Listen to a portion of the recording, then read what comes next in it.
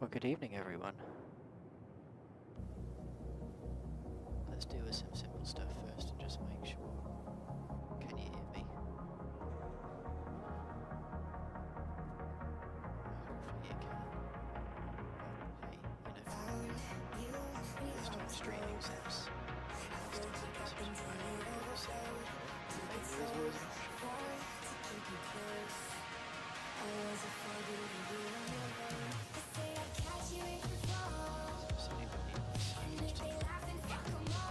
you can actually hear me talking.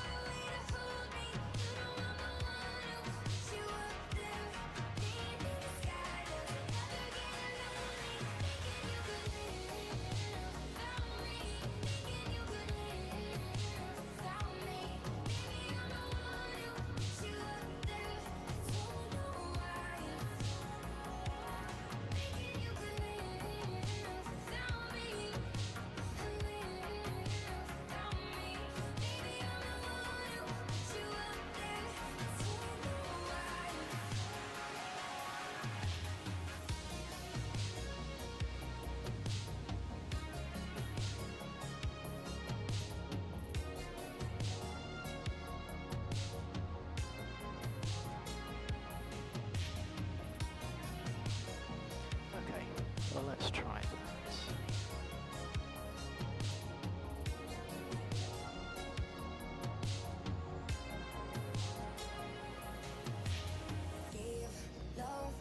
So I've just switched my input device, so I'm hoping that's done something useful, but well, you never know.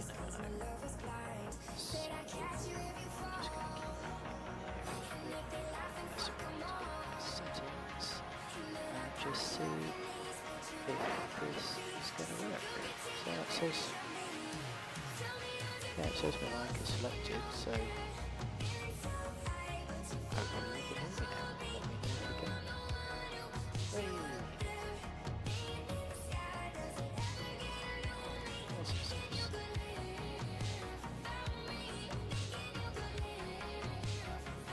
Okay, how's that for mic volume? Let's get rid of the audio, music stuff. I just wanted to leave that running for a sec just to make sure that there was at least something out there that you could hear. So let's just play with this a little bit. Right, turn that up a bit. Okay, how's that sounding?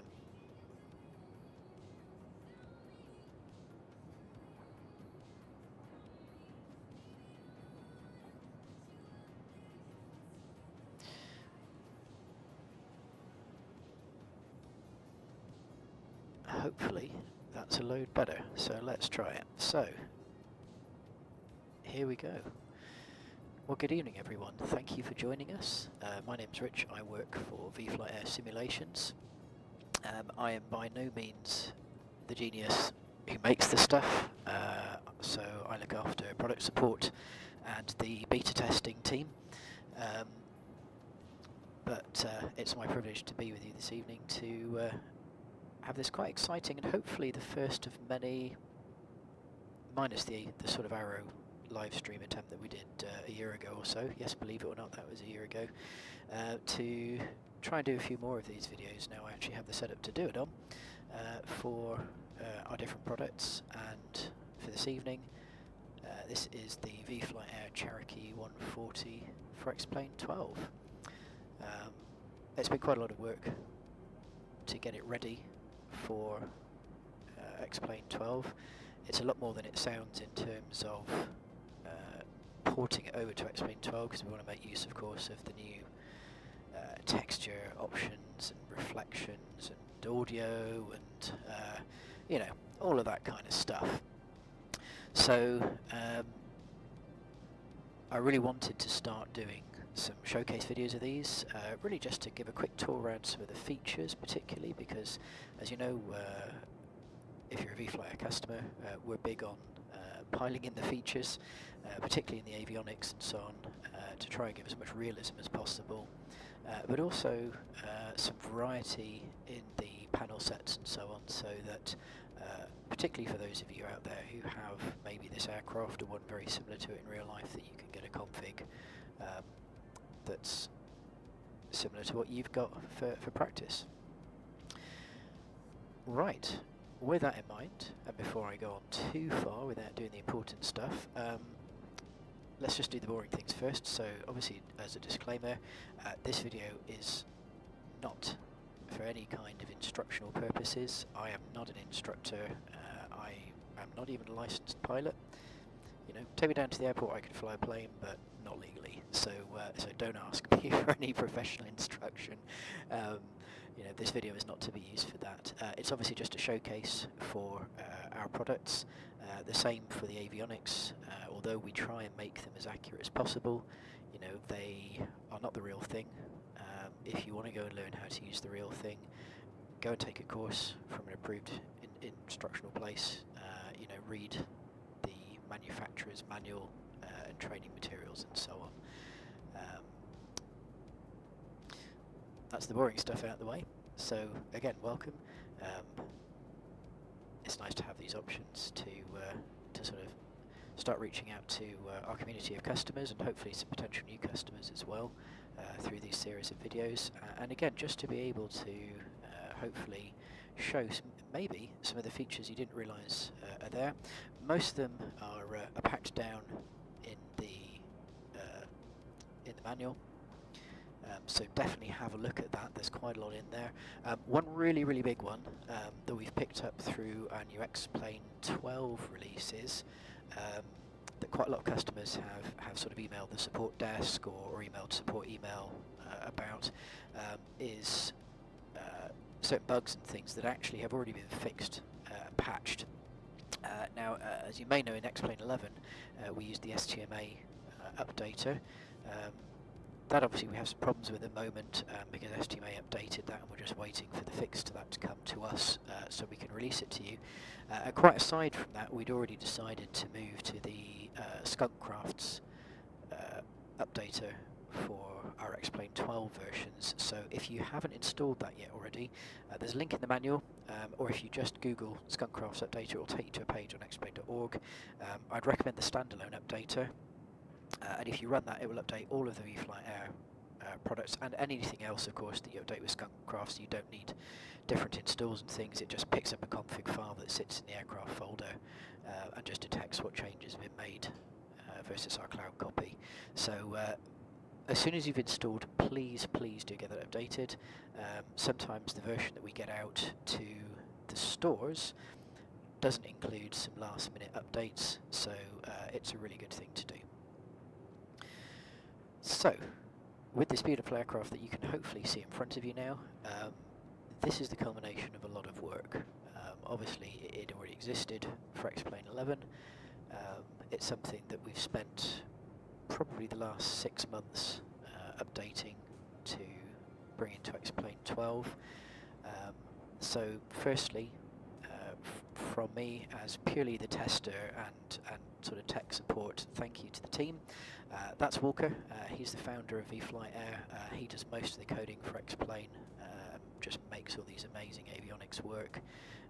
Igor over in Ukraine does a lot of our 3D modelling, an absolute legend, and this is why we have these beautiful planes to be able to fly, is very much down to his work, and then updating all the reflection maps to work with the new lighting next to Plane 12 and all of those things. Big shout out to Mario Donick as well in Germany. He does a lot of our manuals, he assists with various things. He's done some of the avionics in the past as well, including the original Aspen in the Cherokee, without which we wouldn't have the one that we've got today.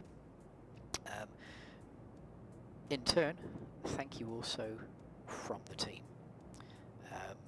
We really appreciate you all as customers. I hope that is reflected in the quality of the products we produce. We take that very seriously. The number of hours put into producing them is probably more than we ever actually earn back in what we charge for them, but we know times are tough. You know, not everybody can go out and own a real aircraft. We want to bring something of quality to you as best as we can at a price that fits. So that's our thanks from you to our customers. We really appreciate you. Equally, in terms of our after-sales support, we feel that's very important. Any of you who've contacted the support services hopefully most likely come through to me anyway, because I tend to act as the first line for that. And obviously at the moment there's quite a lot coming in because there are discount code requests and all sorts of things flying through, so it's quite heavy at the moment. So if you are waiting for support, please do bear with me. We'll get to you as soon as possible. We are a small team, but we have a big heart, so yeah, bear with us on that, and we will get to you. So as I'm sure any of you who already own one of our products is very aware, our ethos of vFlyteAir is very much about features, avionics, and the accuracy of the flight model. We've talked at times about adding things like sort of more detailed engine modelling and some of the features that some of the other manufacturers out there that we very much respect in terms of the products that they produce have included in their models. And we've tried to just focus on the things that you will come across on a daily basis operating that aircraft. So, and again, you know, particularly for us, the avionics and the accuracy of those. We appreciate that a number of our customers, we're very proud of the fact that a number of them are real-life pilots, and we know that simulation isn't a replacement for the real thing, but we're really pleased when we get feedback that shows that a number of you are able to use our aircraft for familiarity, for practice, procedural training, that's helped you to stay safe in the real thing. Again, no replacement for real world instruction, but nice to be able to use it where you can. So, with that in mind, let's have a little look around. So this is the default livery that we've produced for it, so November 8483 Romeo. There's a pack of, I think it's 12 liveries that we've included with the new aircraft. You can switch them in-game, you don't have to come back out and switch over. I quite like this one. This is the sort of modern fresh one that we decided we'd go with as our sort of example default. Yeah, I quite like this one. I like the grey and the white. There's some ones from different registrations around the world. There are some nice kind of low-key ones like this. There's some pretty garish ones too. So, just to keep that in mind, let's start by having a look at the menu. So, the menu to operate the various feature options and the loadout and access the checklist is all done from this Piper logo down here. And that brings up this menu. You can resize this, so you can grab it and you can shove it out of the way. I've obviously blown it up quite nice and big just so that it shows up on the stream today. And you've got three main sections here. You can also, by the way, just click on this link here and that will blow it out into a pop-up window that you can actually drag to another screen if you want to, or keep in the background, so it's actually outside of the X-plane window. So three sections. The options, we'll go through those in a moment. The load manager, and then the checklists as well. So the checklists will take you through just the in-cabin initial setup, the walkaround, which we're going to have a look at shortly. One of the new features that we've put into our X-plane 12 models and will continue to is the virtual walkaround.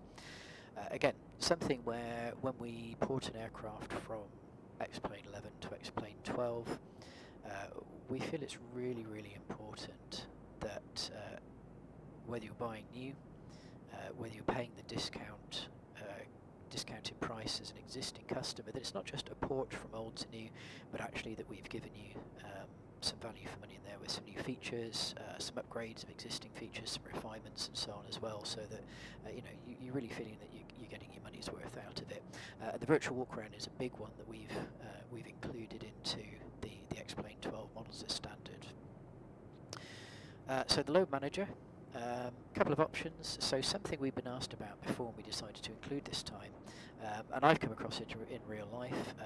The Cherokee 140 I've seen in real life doesn't have a back seat, and part of the reason for that is really you don't want to overload this aircraft. It's obviously quite a small aircraft. It's quite happy with a couple of people up front. You probably wouldn't want to put 4 people in it. You certainly don't want to do that with a full load of fuel. There was quite a well-documented accident many years ago on a hot day. Pilot tried to take off. Funny enough, actually quite close to where I live, with full tanks, 3 passengers and himself, and made it just far enough off the ground that it had enough distance to plane it back to the ground. Anyway, that aside, we've decided to include both options. It's quite common for the Cherokee 140 to be seen with just a big cargo space in the back for chucking your bags and just 2 seats up front, much like the Cessna 150, similar layout. So, if you want to add your passenger or co-pilot up front, you can simply click on the X, and there they are. You can see in the cockpit at the front there in the model straight away. You can then set your weights, so if you've got an EFB or whatever you want to do in terms of actually doing your real world weight and balance, you can set your weights for that. That's actually about me in pounds, so we'll keep it there. Put a little bit of luggage in the back just to bring the CG back a little bit. You can see you've got your centre of gravity envelope displayed here, and of course as you load the aircraft up by moving one of these sliders, then your CG is going to move correspondingly. So we can put a little bit of luggage on the back seat area there, and obviously this one corresponds to the luggage compartment in the back here somewhere. Can't remember exactly where it is, somewhere like that. So that's how you do those. Same if you want to then put a co-pilot in and set the weight, you can do that there. You can then use these sliders to set the amount of fuel in the left and right tanks. That's it, nice and simple, very visual. Again, we've tried to increase the visual nature of it so that it shows it up. So let's go and have a look at the options. So again, we've tried to put quite a few into here. So you know, I'm gonna shrink this one up a little bit. I can see it okay, but hopefully you can see it. But I just want to do that so I can just pop through the liveries at least, and you can see those. So there you go, it's 9617 Whiskey. Quite like that. It's obviously a very classic old school Piper design, but it's quite nice. Then we've got 7234 Juliet. I really like this one.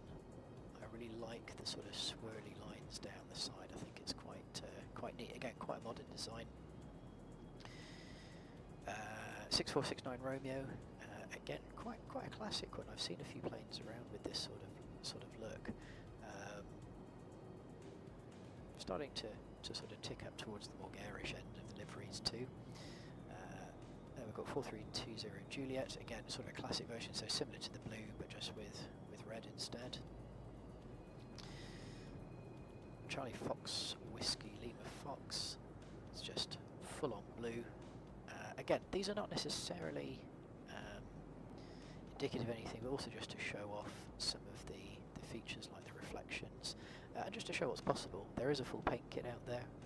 You know, go ahead and use that to make your own. Change the registration on there. We have talked about putting in a dynamic registration change system before. It's not something we've done yet, but we are still considering it and how we roll that out. So we might well add that as an update in the future. Then we've got Delta Echo Charlie Oscar Fox. Nice sort of white with red and black, obviously a German registration. Delta Echo Romeo Charlie and Delta, so another German one. Kind of Piper Cub style really, that one, isn't it?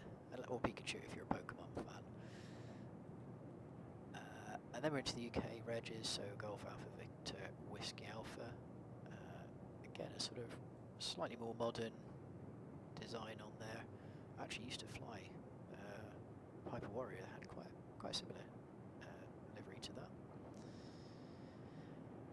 Oh, yeah. I like Bravo Zulu Whiskey Golf, but man, that's bright on the eyes, isn't it? That's a bright one, isn't it? Raoul, yeah, on the registrations, yeah, you can do it through the paint kit at the moment, but we haven't done it as a feature for changing in the control panel here. Again, something we've talked about doing in the past. Yeah, watch this space on that one. It's something I'd quite like to see us add, but we will do that at some point.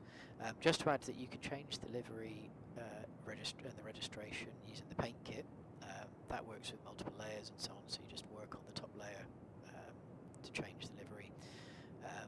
There's also a PNG in there that lets you change the registration on the panel. So even if you don't change the livery, the external livery itself, you can change the registration on the panel anytime just by overwriting the PNG file with your chosen reg. But again, it's the dynamic changing is something we've talked about and we're considering doing. I think we're back round. Oh no, there's plain white. Oh yeah, it's charming bright red. OHPDP.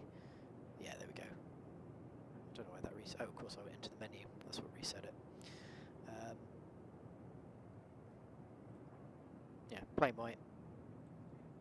And then back to 8483 Romeo. So, being that we're in the UK, because that's where I live, we'll go with Alpha Victor Whiskey Alpha. I do kind of love Whiskey Golf, but yeah, it's bright. I like Whiskey Alpha better. So let's go with that one. Okay, so just in terms of some other options, we've got things like show hide window glass. Why would you want to do that? Well, because it adds quite a load to some people's graphics cards. So by being able to hide the glass, if you find the reflections difficult, or just if your computer's struggling with that, you can get rid of those, and it will just save you some frames. The gauge glass, again, that's an interior one, so we'll have a look at that in a moment. bits and bobs. So ground elements, we'll turn those on. So you can see now we've got the chocks in, we've got the cowl plugs, just to look after our little plane, make sure no birdies decide to go and nest in a nice recently turned off engine. And we'll come back to those shortly. Again, we can show and hide passengers. We can put the wheel pants on. So yes, it does provide an aerodynamic difference. So if you put them on, you know, it's a little bit faster. It's only a knot or two. I kind of like it without, but hey, you do you. And then everything else pretty much is internal. So with that in mind, let's hop in. So here we are in the new Cherokee 140. So you can see we've changed the panel. So there's a couple of reasons for this, and the first one really is that this is sort of more accurate to the one that the vFlyteAir Cherokee was originally based on, so the real-world model that we had access to, that it was based on. Some of you will know that from before we used to run two versions, so we had the Cherokee Modern, which had the option for the Aspen or the analog attitude indicator and compass. And then we had the Cherokee Original, which had the, as the name suggests, original panel. That was actually the original panel that was in our sample model, and that one was the one we produced first, but we felt that it was good to do one with a standard six-pack in the modern setup style, because a lot of people fly aircraft with those in, or their aircraft's been refitted, and that obviously has become the standard. And then obviously the Aspen was introduced later as an additional option. So one thing we've decided to do with the new Cherokee, just to cut through some of the mess, and we feel it's better value for you as a customer as well, is you now get all three panel options in the one aircraft. So you can see at the moment, this is the Aspen. If I click on the panel option one here, that switches us over to the what was the Cherokee original panel. So you can see over here you've got the HSI is actually up here, and the attitude indicators over here. Click through again, and this is the really old school panel. So again, just back to a standard direction indicator. So you've also got a variety of avionics bay options as well. Sorry, just picking up the audio is a bit low. Let me just right, I'll max that as much as I possibly can. Hopefully that's going to do it. I'm trying to go between microphone far enough away from me that it doesn't pop too much when I talk into it, but loud enough that you guys can hear me. So hopefully that's a little bit better. So avionics bay. So as you can see with the, sorry, this one's the modern.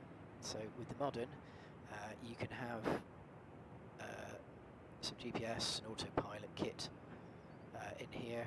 In the original, we've gone proper old school, and you've got an old transponder. We've blocked out the rest of the panel and put this really, really old comm unit, which I didn't even believe existed, but I talked to Walker and he said, yep, this MX300, he's been in an aircraft with one. It is, it really is there. So it's obviously been the most basic panel. What I'm going to do for the majority of the video is focus on the one with the Aspen, because there's not really anything in here that isn't repeated on the Aspen panel, because obviously that's the most complicated one. So I'm going to flick back across to that one. The only difference I should add, of course, is just as a space filler, we have got the flap gauge on there. So that just kind of fills this space that you don't have in the Aspen one, because of course we've wanted to use up the space with pretty glass toys.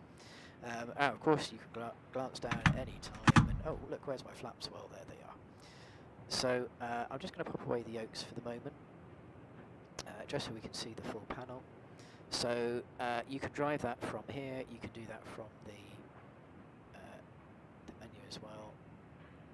So you keep the yoke in place so you can kind of track where it is, but make it transparent so you can just see your switch positions and things like that if you want to, or you can hide it completely.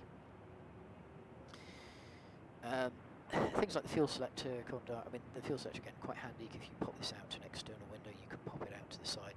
If you're using 2D and you don't have camera angles and things, you don't want to go fiddling around down here while you're flying across the country at 120 miles an hour. You can go and have a look down there and just use this fuel selector option off screen instead while you're just looking straight out where you're going. That's obviously a good thing. Yeah, do you know what? I love the old butterfly yokes as well. I kind of hated them to start with, but yeah, they've sort of grown on me. So, in terms of panel, we'll go through it from left to right just to go through some of the features, and then we'll get into the nitty-gritty of some of the avionics. So you've got chronometer. You can switch that from current time. You can set to a countdown timer or count-up timer and those sorts of things. Vertical speed indicator has been moved over to here. Part of the reason for that is, of course, the Aspen includes a vertical speed indicator over on the HSI. Airspeed indicator, if you're an Arrow owner, you might or might not know that you can click on the airspeed indicator and switch it from one that shows miles per hour and knots to one that just purely shows knots. This one doesn't, but part of the reason for that is because the Aspen provides both options anyway. Your analog altimeter, not going to go into that. Old school turn indicator. This red light here, that's your stall indicator. Then we've got adjustments for the lighting levels for panel, instrument and radios. Down here this is just a circuit breaker for turn and bank. If you pop that you'll get an in-up and it will remind you of what to do instead. So if you want to practice partial panels, some of those will cause those things to happen, and obviously you can then get that nice little in-up sticker instead. Primers down here. We'll go along the switches in a sec. So something we've introduced more recently into our sort of upgrades of our aircraft is the ability to put the headset on. We've had a few people ask about that before, just so that you can actually dampen down the engine noise when you plug it. So that's what that's there for. You can either do it by clicking on that, or you can click on the headset itself, and that will install it for you. Fuel selectors down here, and then in terms of switches, we've got the master switch, we've got a starter button. So any of you who've flown something like a Warrior or a Cessna or some of the others, obviously you just turn the key from off, right, left, both and onto the start position and then drop it back to both. So the older aircraft, and I think it's the same for the Cessna 150 from memory, you actually just turn the mags on and then you push the starter to start. Strobes, obviously the original label's worn away, so we've had to stick a Dymo label over that one. Pro-Peat, fuel pump, nav lights, landing lights and rotating beacon, all in these lovely plastic topped switches.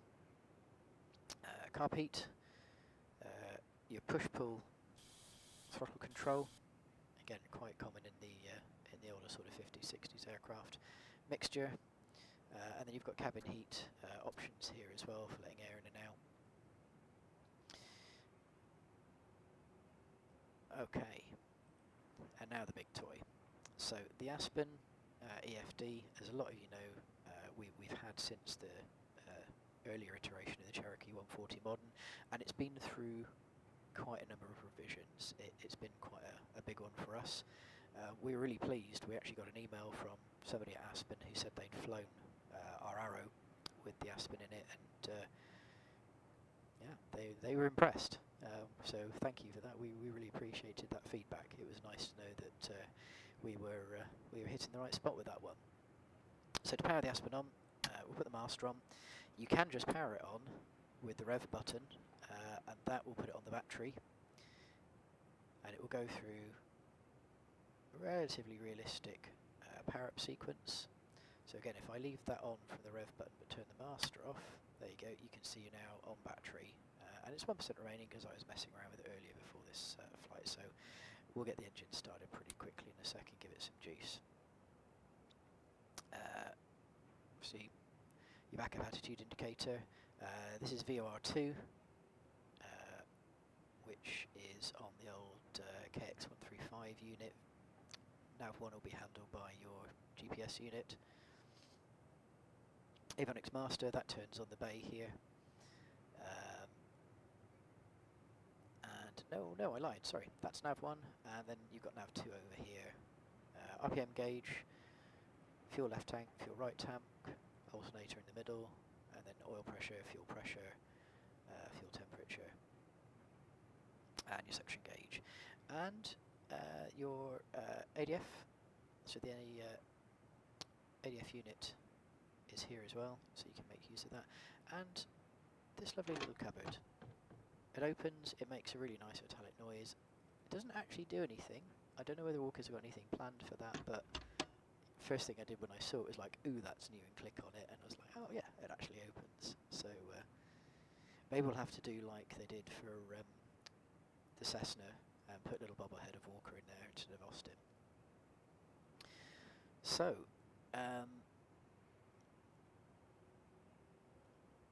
do you know what? Let's go do the walk around first, because battery's a bit low on this, and I want to get this started up before we look at the avionics a little bit. So, you'll notice one of the features we've now included is start pre-flight walk around.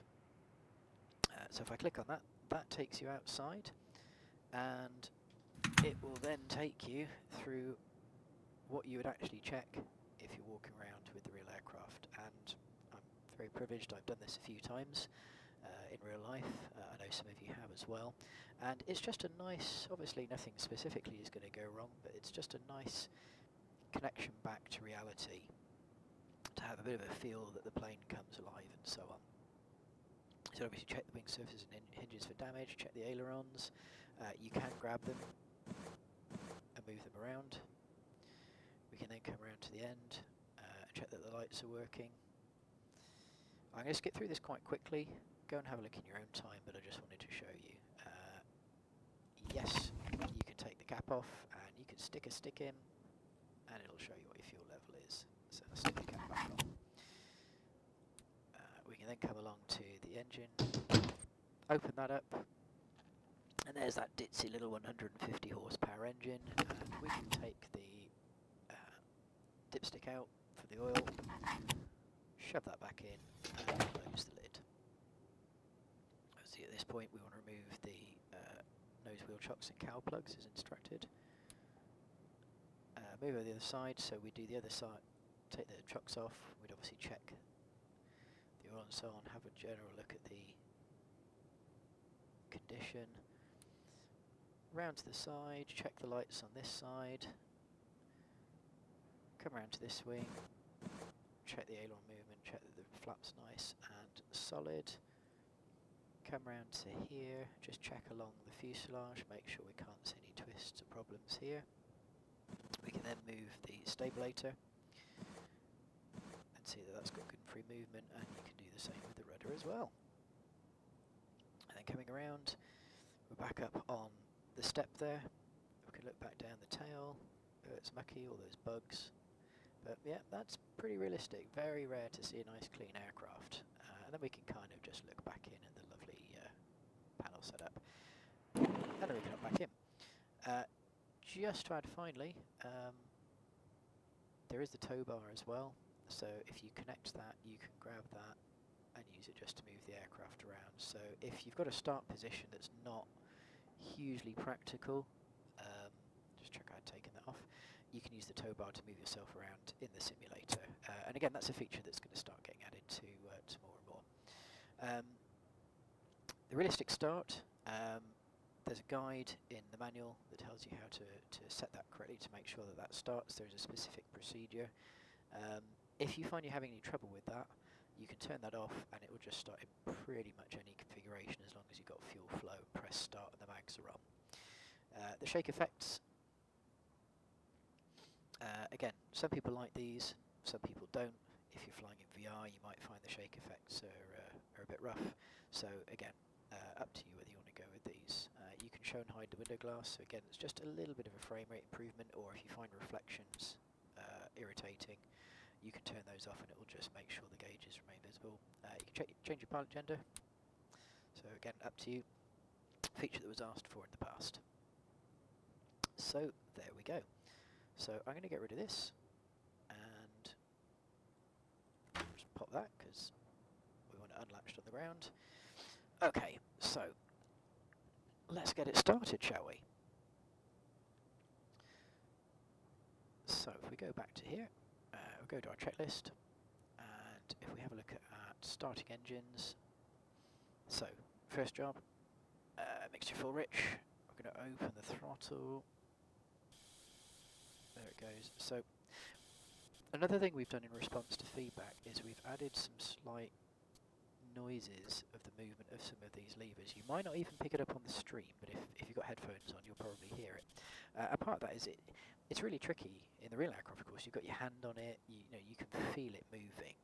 And when you don't do that, and you're using a joystick with a throttle and so on, you're not necessarily aware of the movement. So we've added some little sort of sliding noises just to make it obvious that that's actually happening. So we're just going to crack that open a little bit, and we'll set a fuel tank, and then we're going to prime. So you can see you've got a guide here for doing your prime. So 10 to 24, and we are just under 20 degrees, which I'd expect.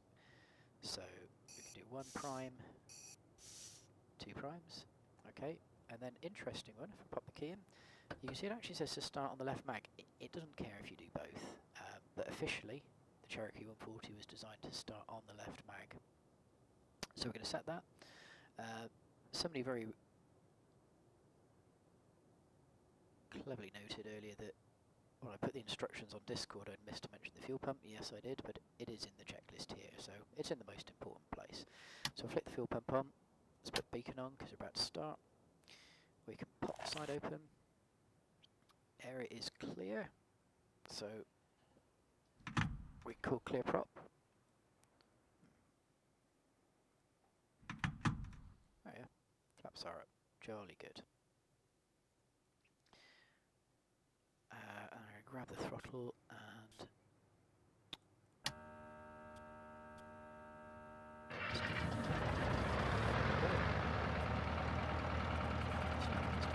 so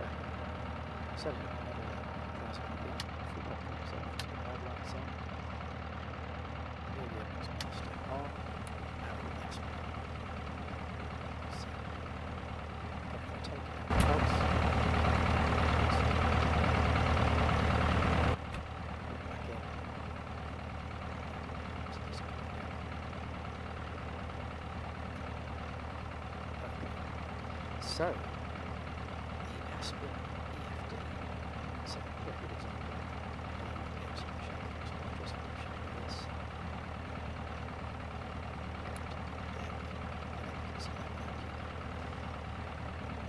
Okay.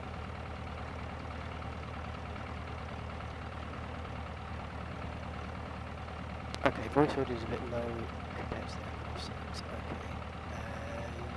That's interesting because it's really quiet for me. So we just turn that down for a sec then. How is that? Because that's interesting, that's coming out louder. Yeah, I think I might just do that. I have to remember where the audio settings are.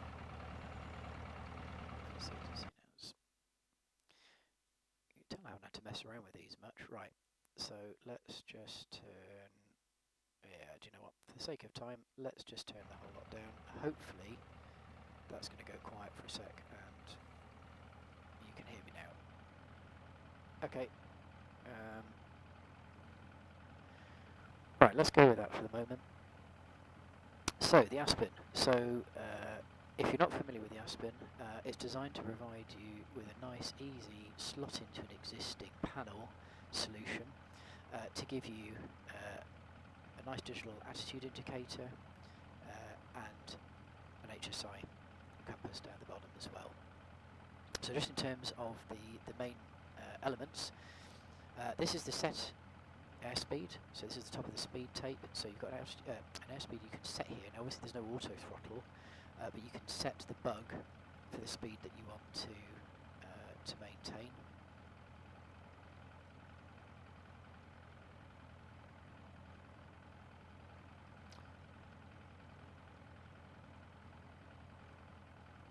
It's interesting, I can't click around in the cockpit anymore.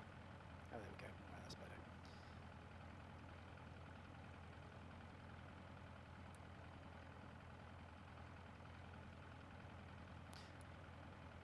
Oh, that's interesting, there's always something, right? I seem to not be able to click on that. Okay, well, do you know what, let's demo a feature then, and I will pop this out. Yes, I noticed it saying it's on bat as well, thanks Stephen. And I'm not entirely sure why, because it wasn't on bat a minute ago, so you know what the discussion is going to be after this stream is going to be having a chat with Walker. So I'm going to pop up the 2D one anyway. This is quite a nice option because you can also pop it out to window, so if you're a panel builder, you can stick it out and place it on another screen if you wanted to. So in terms of features again, so this allows you to set the bugged airspeed. So again, no auto throttle, so it's not going to control it for you. This shows the current airspeed, and obviously the speed tape will go up and down to show you what the sort of trend of airspeed is. It's got the same areas as you'd see on the traditional airspeed indicator. So you've got your red area for past your stall speed, you've got the green area, you've got your white arc as well to show you safe flaps deployment speeds. So over on the right hand side we've got the altitude tape. At the top of there is your autopilot altitude set, so again that gets bugged, and you'll see the bug, we'll demonstrate that in a bit. You've got your aircraft symbol, flight director, if you've got it enabled, will appear on top of that. You can see also we've got glide slope indicator, so you can get localizer on here as well. That's all modelled. In the middle here you've got data layout, which will give you some information: true airspeed, ground speed, outside air temperature, wind direction and speed, and your altimeter setting as well. On the lower section you can display, obviously the HSI can be slave to your GPS or set to use a nav radio, and it'll act as your VOR1. That will show your course, that shows your heading bug. So to operate those functions, you use these dials down the bottom. So they're quite neat. So by pressing in, when the option goes magenta, that means it's now programmable, and you push on the mode button to choose which option you're doing. So on this side of the dial, you've got course and bugged airspeed. So if I choose IS, I can bring that down, and if I keep going with that,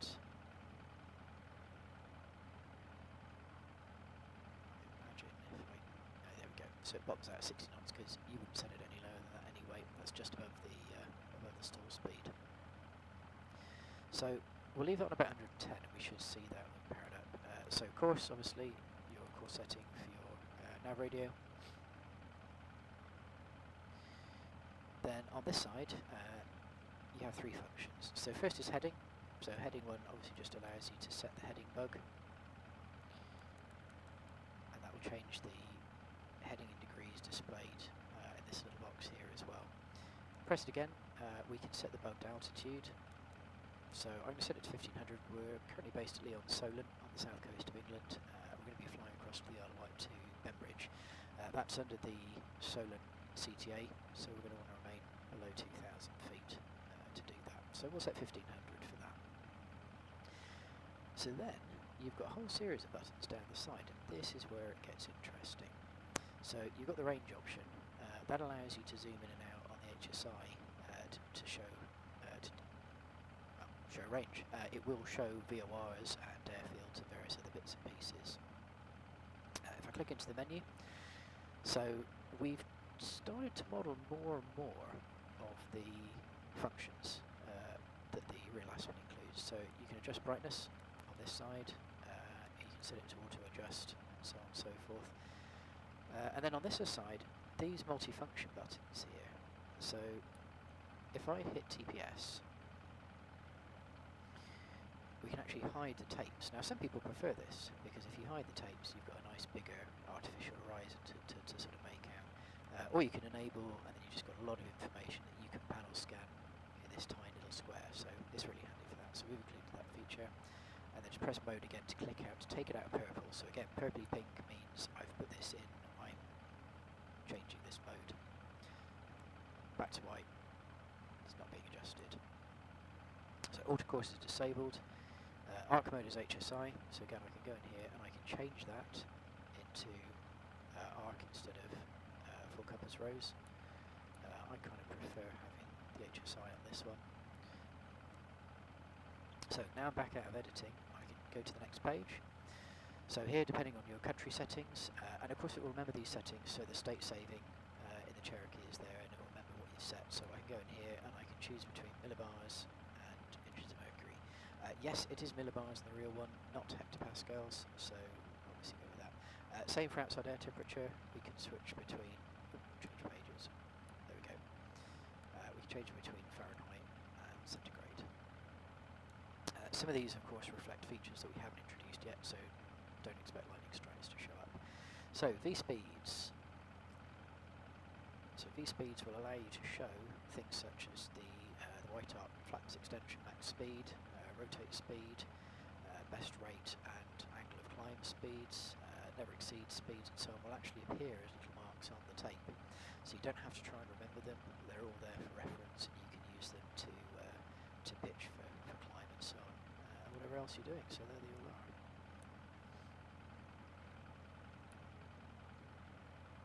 What does that do? I've played with that before, anyway. Oh, there you go, that'll be what that does. So, come back out of the menu. So you've got a couple of quick options here. So 360 will switch you between arc and 360. That I don't think is active yet. And then this one, if I tap it, makes this dial set to be able to change your barrow setting. So that's how you enable the ability to set the pressure setting for the altimeter in the Aspen. That's independent of mouse control, Lego. Oh, that's very professional. That's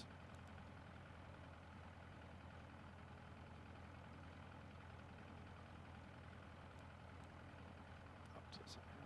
Oh, that's pretty neat. Let me see if I can just get out of there. Well, something had to go wrong, didn't it? Just proving failure is always an option.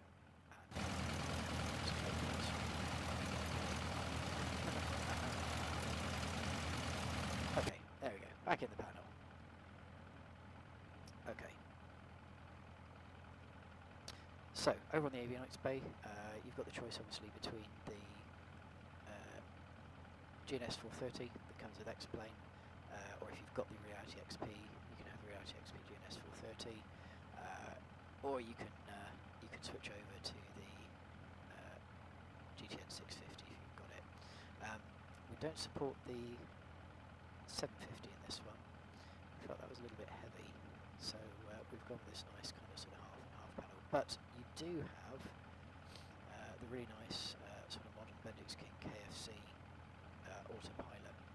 So that will let you do all the proper sort of IFR fun approach mode and those sorts of things. You can climb in IAS mode, so you can set it and maintain an IAS and get whatever pitch you get against that airspeed and so on. Obviously you still have to manage your throttle manually to do that. Okay.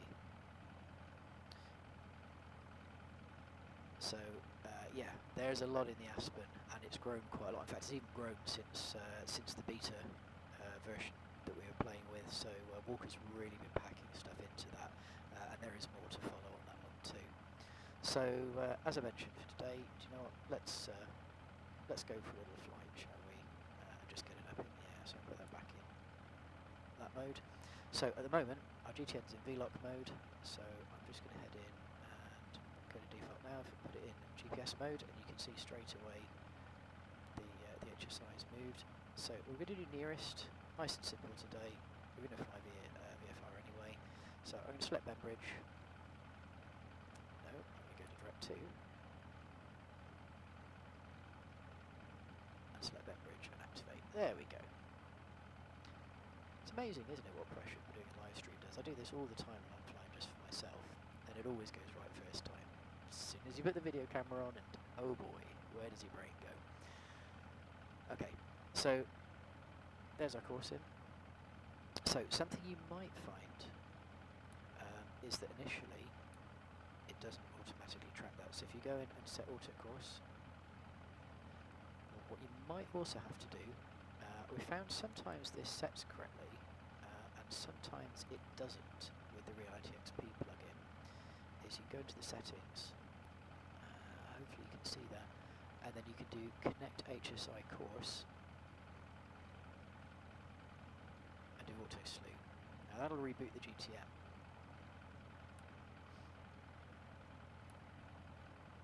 And then if I just pop through that menu, there we go. That will now auto track. So if we go to flight plan,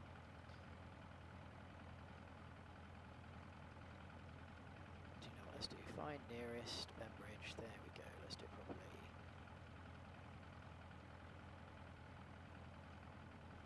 There we go. So we've got our destination on the map.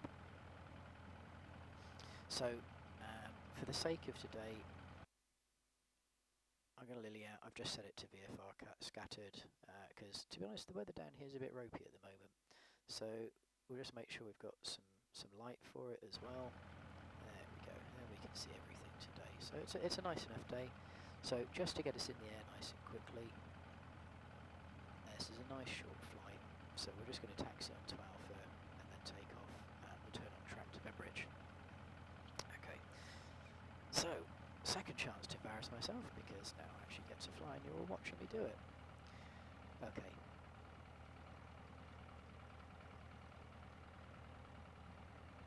Right, yeah, we're good. So I think I even put on my parking brake. There we go. Yeah, that's off. Wonderful. You can tell I normally fly in VR as well because I want to fluff around with my mouse to look around. So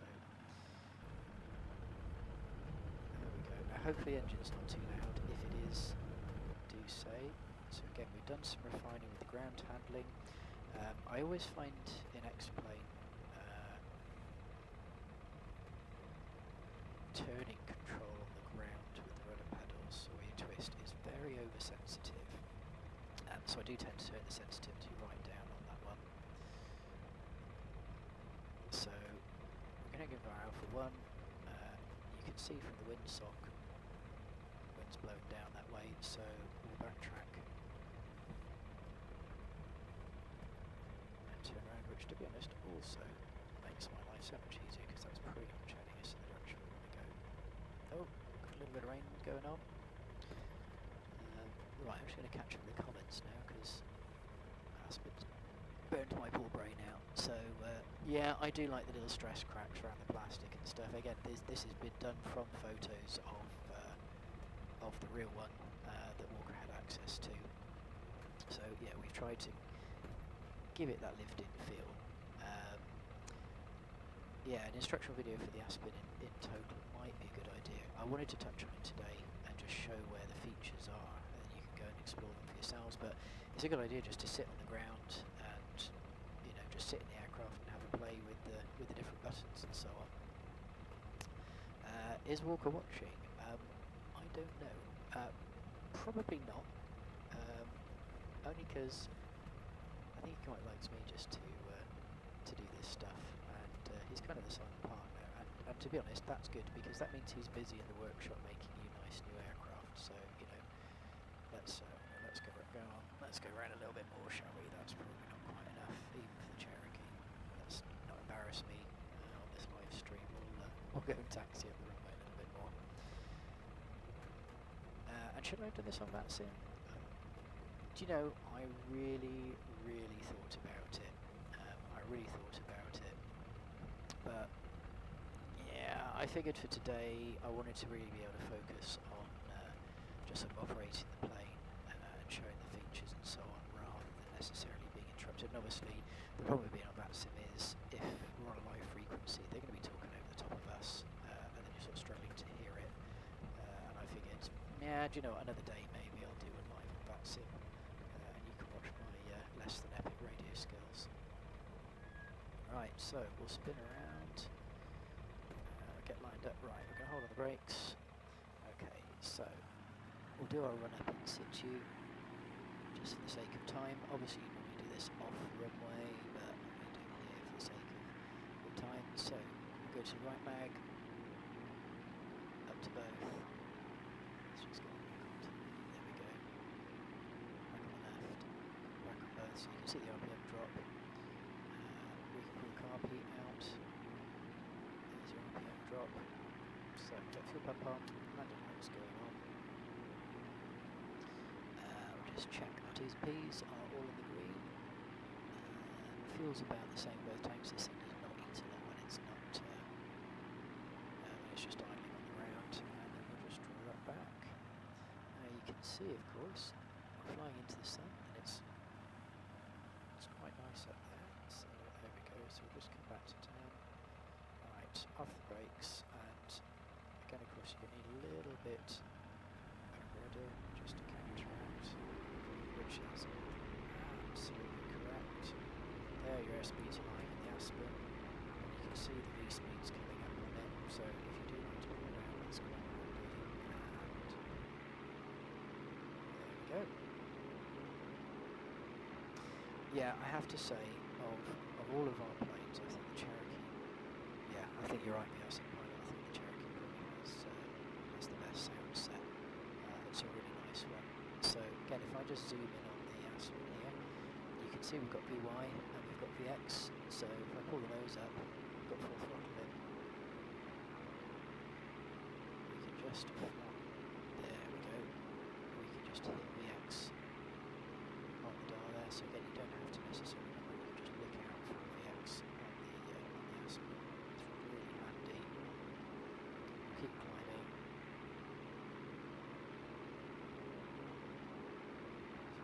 So we'll just make a little turn out. Just counteract the yaw. Bridge is just over on the southwest point of the Isle of Wight, just off the south coast of England. It's a nice easy one to get to. If you're really lucky, I might even manage to spot it this time as well. I have had the privilege of flying here in real life, and managed to mistake a road that's not far before you get to Bembridge. And he was like, no, that's not it. And then we spotted Bembridge. It's a really nice one. There's a nice quiet one as well, so you know, if you're wanting to practice VFR stuff and get used to flying circuits and things, it's nice and out of the way, and it's quite short, so it's quite challenging as well.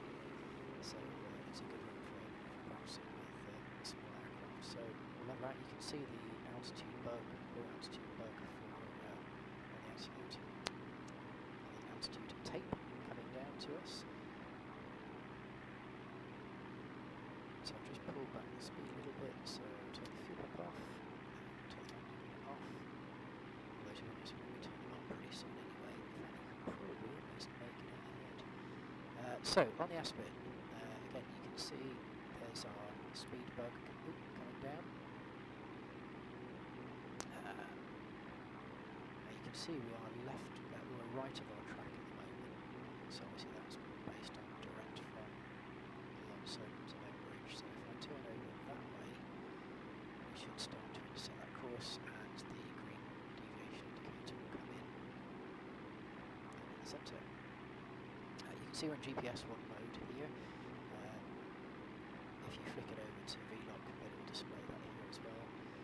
I'll leave the heading bug where it is, if I remember rightly. If I press and hold on that, there you go. So if you press and hold on it, on the mode button, while you're on the heading one, that will pop it to choose your current heading and just lock it forwards. So here's your vertical speed indicator. So it only triggers, if I remember, if you're doing something like more than 20 feet per minute. So it's quite sensitive, so I would recommend don't fly by it, that's for sure. It can be a bit touchy. Something else, the Cherokee 140 has this lovely old trim indicator up here. Now again, something we sort of picked up on for, particularly for 2D users. It's not so bad in VR, of course, because you can put your head down any time to go and have a look, but we added this trim indicator. We just felt it allows you to keep your attention at the front of the plane over the panel, rather than having to look up at the ceiling just to check what that's doing. So you can see as I mess with the trim, you can see the little white bar moving around. It's quite sensitive. So we'll give it a bit more juice. There you go, you can see it trying to climb now, so we'll just push the nose down.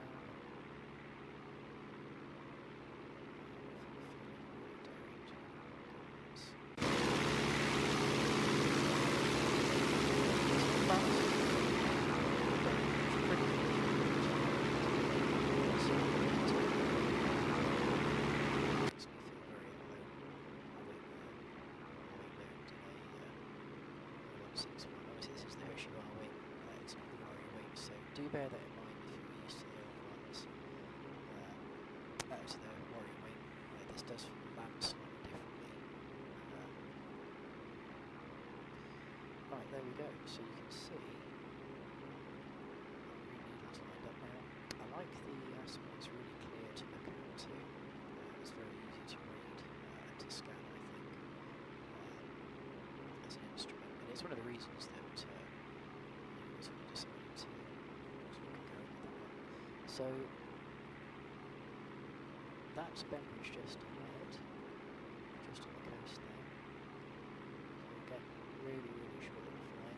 So what we'll do is just set 1700. There we go. And we'll just get into a descent and we'll join the base leg.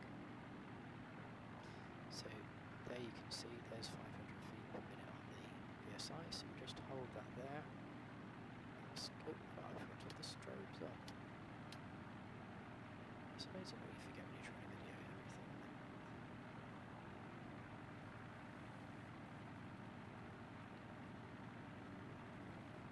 Yeah, I'll agree with you, VR. I hate the trim crank, but you know, this is why we put the little trim thing on the panel instead. So we've got first stage of flap in. Let's get some power off.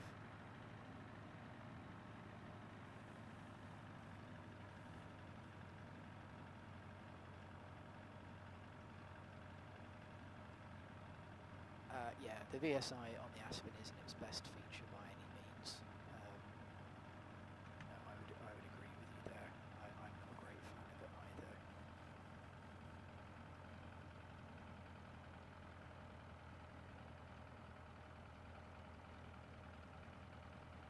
But you know, it's handy. Again, one of the reasons that we like it is as a sort of a 2D panel instrument, that you've got everything in one place to sort of scan and carry on looking out the window. It's a pretty little island too. Yeah, Stephen, that's true. The navograph will be handy for the taxi chance to the ground. It's something we're having a little think about. Can we use navograph in some way with our planes, maybe with the Aspen? There are some. The Aspen MFD is an add-on. It's basically the same looking unit, but you put it into the left and you can show charts on it and things. So we're kind of having a look at whether that's something we might do. There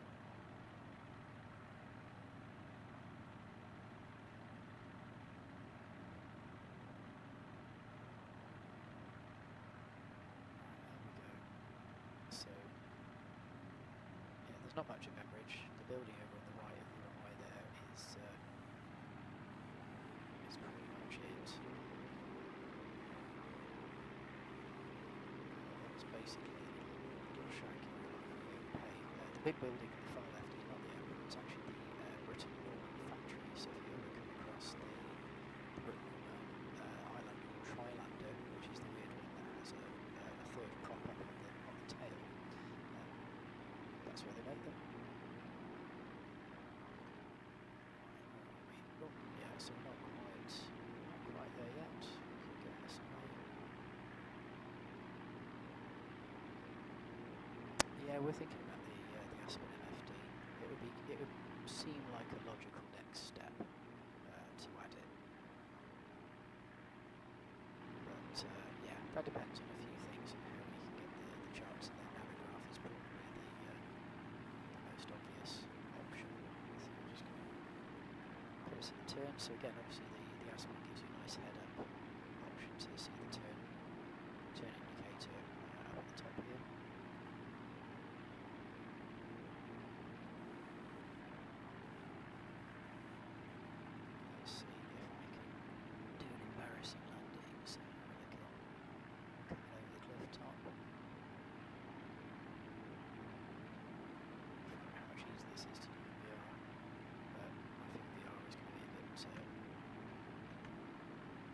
Jumpy for a live stream, so I think we go too deep. Right. Let's just see the images.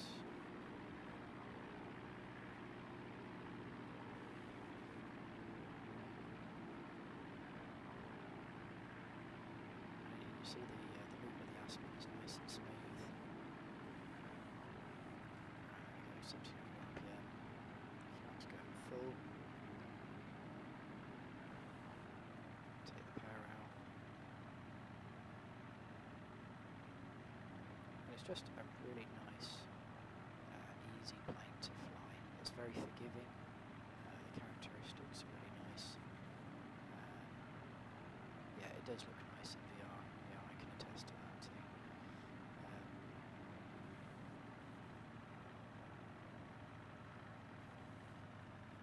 There's a little bit of, I always forget, there's a little bit of a draft that comes in, but then over that cliff edge and just lifts you up a bit. So there we go, just bring the power back, and there we go. Not the most amazing landing, but hey, we don't know a piece, we got flaps up.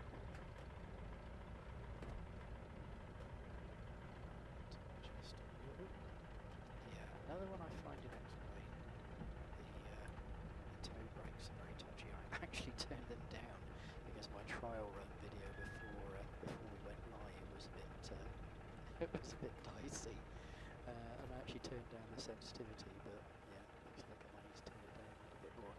In real life, I mean, I've taxied a Warrior more than once, and you've got to really step on the pedals and use the diff brakes to turn it around anything more than about 30-40 degrees if you want to actually successfully turn around it. Yes, the struts are very stout, fortunately.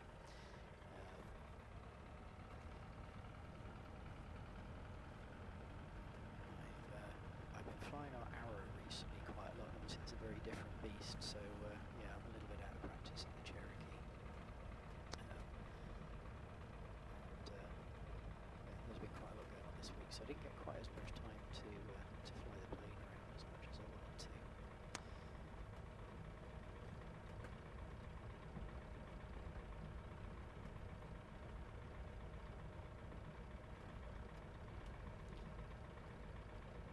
So I'll just come back down to the end here. Yeah, that building is definitely not that big.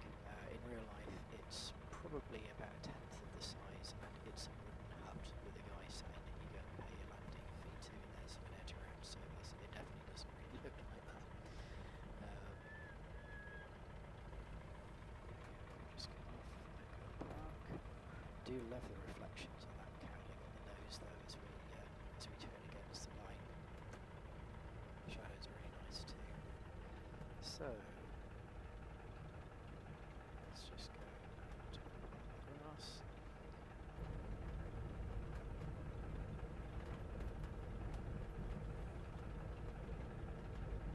In fact, just while we're doing that, let's because I turned them off, let's put the shake effects back on now and back down.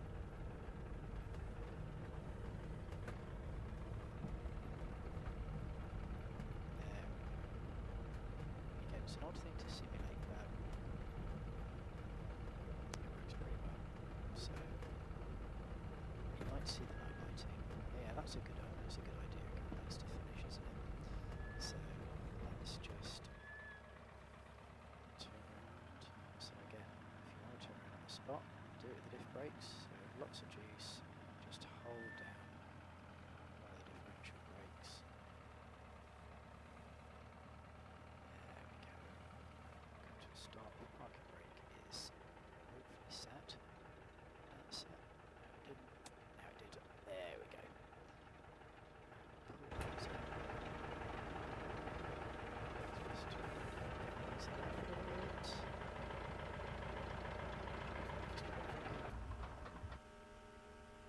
There we go. So let's get some lights and stuff off. There we go. Oh yeah, you wanted to see the lights. No, let's leave lights on. So there we go. So that's all the lights on. So let's pop that open. Oh, I did latch that, I thought I did. There we go. So pop the door open. Okay, so we'll go into flight configuration. Let's see, how night are we going to go here? How's that? That's pretty dark, isn't it? Okay, so again you can see that we've upgraded the way that the night lights work. So we've got this nice red option in the panel, which is a little bit smoother. Again, makes use of some of the advanced features in Explain 12. You have got that one as well, if you want to use it. But I quite like the under dash one. I think it's really nice. The instrument will turn up the dimmers on those, and then the radio one. Yeah, we'll do all of those. If you want to turn down the screen on the GTN, that's got its own brightness control, and obviously the Aspen has as well, so we can turn that one down for night. Right. Yeah, I like the red. Yeah, I like the red. It's pretty nice. Oh, look at those ground refractions and that rotating beacon, hey? Hopefully that makes you very happy. Oh yeah, so there's your empty back with no seats. So actually, do you know what? While we're there, let's just pop onto there, and there you go, we'll put the seat in. Oh, we've got a lawyer in the back now. Right, let's just get rid of the passenger. No, I could just make her very, very light. Oh, there we go. Okay, so if you want to get rid, that takes the seat out as well. Okay, so yeah, I quite like that red. It's nice, isn't it? So should we have a look on the outside? The sun's just going down. Over there, the stars are coming out. So let's go and just do some outside eye candy to finish with. There you go, nice bright front light. We've replaced the old bulb light with an LED, which makes it super bright. You know, if you've ever taxied in the evening or at night with like the proper old school landing light bulbs, they are rubbish. So we thought we'd go for a proper sort of nice chunky LED one instead. You can see the reflections catching off the cowling there, and as we come round, so we've got the port side position light, the strobe.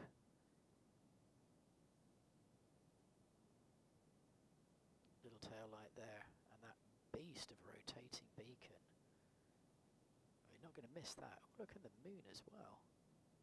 That's quite pretty. Yeah, and there's your green as well. So should we go? Oh, ooh, wow! Look at that.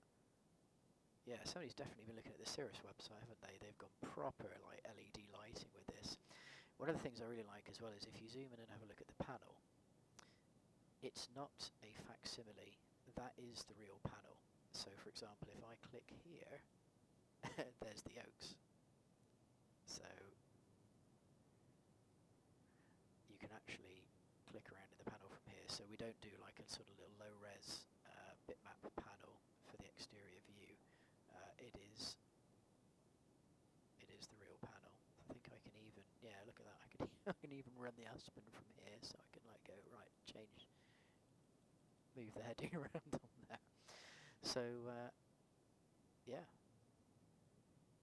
there it is. It's certainly a thing of beauty.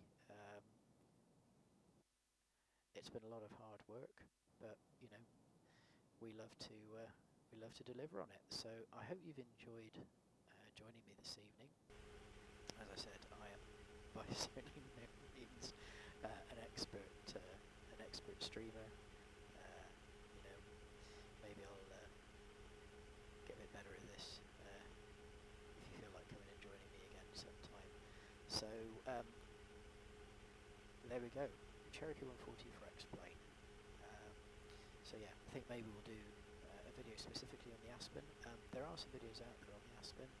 Again, otherwise have a look in the manuals. So if you go into where your aircraft's installed, there is a whole pile of manuals in there for the various instruments.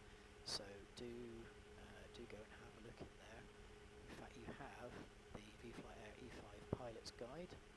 So that's got tons of stuff in there. It'll take you through what all the features are, so on, so forth. So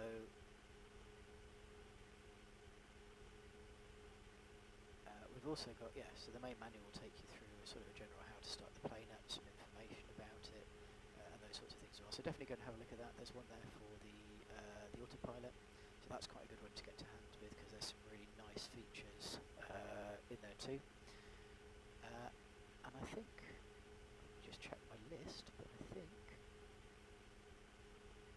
that's pretty much it. Obviously, if you want to know how the GTN works or the GNS, there are loads and loads of videos on those. So I'm not gonna reinvent the wheel and repeat that. But I did say we'd have a competition. Now it occurred to me that, so this is quite funny. So the Cherokee was originally going to be released this evening. Well, obviously it's this evening in UK time, but it was going to be released concurrently with this stream. And it actually got released when we sent it to the X-Plane store on Friday. So we figured, hey, do you know what, let's just roll with it, and we'll go with the release. And so we released it on our site as well. So it has been out there for a couple of days. So I did say I'd do a competition, and the competition is to win a copy of the Cherokee 140. However, if you've already bought it, then we'll just do a refund potentially on the one you've already bought if you can provide your proof of purchase. Alternatively, if you would like a voucher for another vFlyteAir aircraft instead, assuming you're not just the most amazing customer and have bought them all already, then we'll provide you with a voucher code for that instead.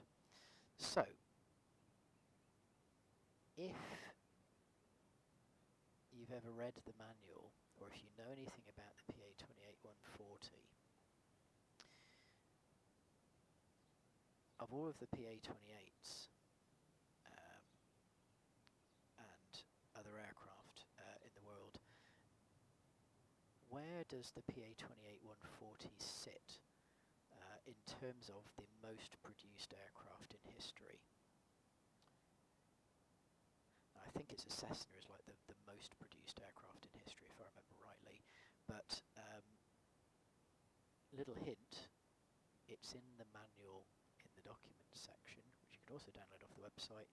You might even find out on Wikipedia. But if you want to just have a guess, whoever hits the answer first, I will take that.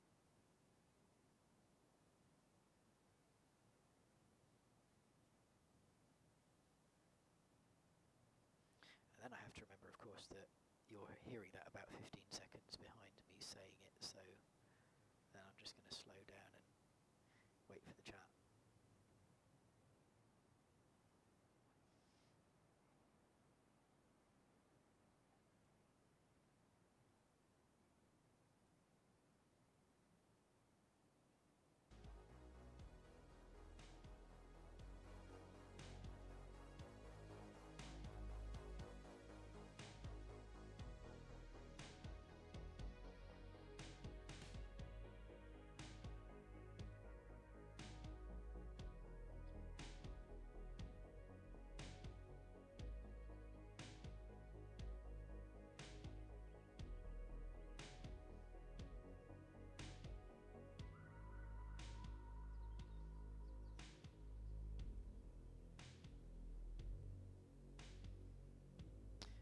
Yeah, you got it.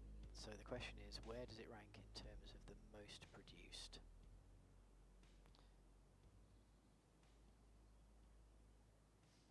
There are lots of places to find out there.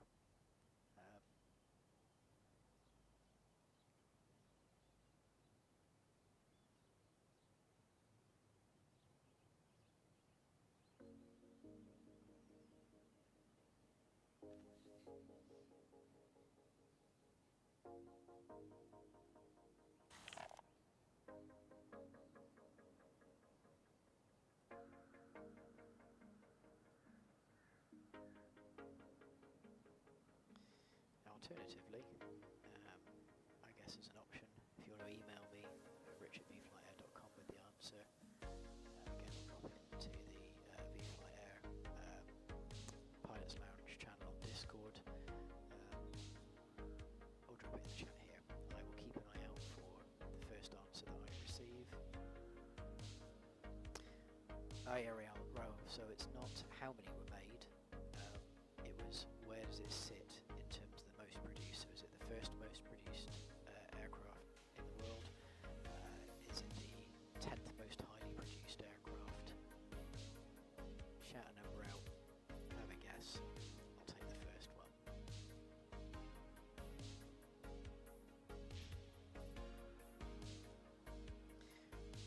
You know, VR, considering you're one of our beta testers, I probably shouldn't let you win anyway.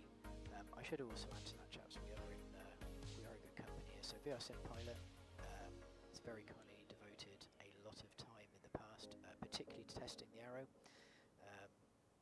Has been a big help with that. Certainly recommend go and have a look at his channel as well. Particularly if you're into VR flight simulation on Flight Sim or X-Plane. Lots of really nice people over there, very happy to help, a good community, so definitely give that a look as well. So, do you know, I'll type it into the chat, so...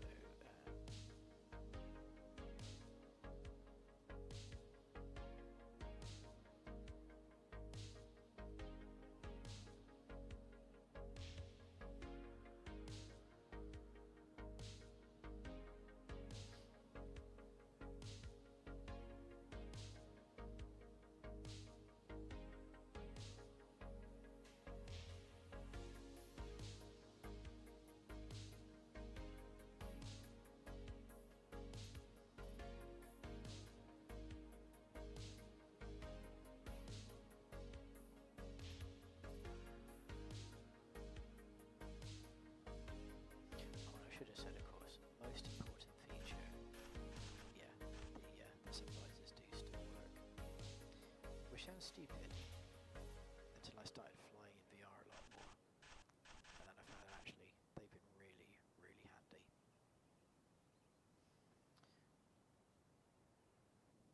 So let's just hop out then since we've parked. We'll close the door and pop the chocks and I think we do the cab looks from here. Interesting. Let's just pop into the menu. Oh, something I should actually also add, because this was asked about. An issue we had on the old Cherokee and some of the others was the ability to open this menu in VR. We've now added a feature that will let you do that from VR mode, so you should still be able to see this and get to it.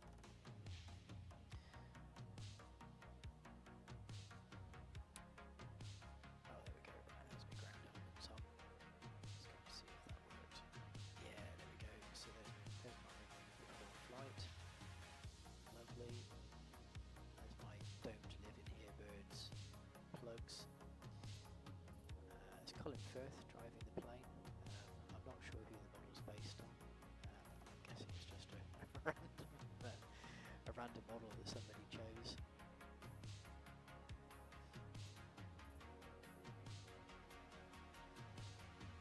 And we have a winner.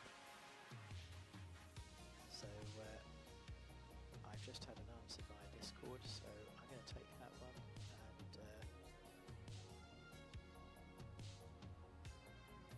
well done to the winner. I'll obviously keep an eye on one, so thank you everyone for joining us today. I hope that's been really useful. I hope you'll enjoy flying the Cherokee 140. Don't forget, if you own the X-Plane 11 version, and that's any of them, so if you've got the original or anything, you do get the discount on that.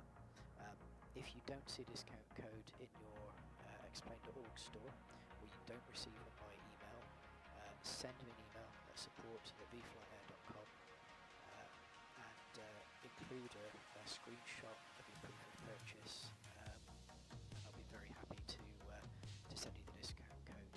So thank you everyone for joining us this evening. We'll look forward to the next one.